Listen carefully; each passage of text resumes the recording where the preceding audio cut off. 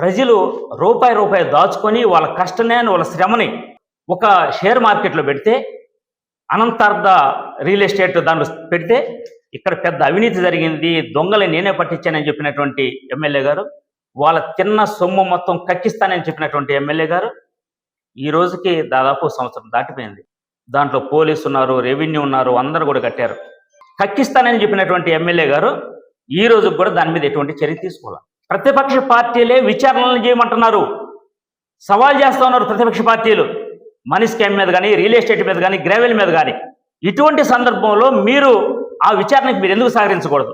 ఆ మనీ స్కామ్లో నిజంగా మీ మీద ఆరోపణలు, కావలి ఎమ్మెల్యే 100 కోట్లు తిన్నాడనే ఆరోపణ నిజం కాకపోతే ఒక సిట్టు దర్యాప్తుని మీరెందుకు ఏర్పాటు చేయకూడదు? ప్రతిపక్ష నేతలే అధికార పార్టీ ఇంత దారుణం చేసింది, ఇంత ప్రజల సొమ్ము తినది, దీని మీద ఎంక్వైరీ చేయించండి అని వాళ్ళు కోరుతున్నారు. అధికార పార్టీలో ఉండి విచారణ చేయాల్సినటువంటి మీరు ఈరోజు నిమ్మకి నీరెత్తినట్టున్నారు. వందలాది మంది ప్రజలు వాళ్ళు కష్టపడి దాచుకున్నటువంటి సొమ్ము ఈరోజు ఎవరు పాలైంది? సంవత్సరం రోజులు పట్టయింది. దాంట్లో దోషులు ఉన్నటువంటి పోలీసులు ఆల్రెడీ ఉద్యోగాలు చేసుకుంటున్నారు.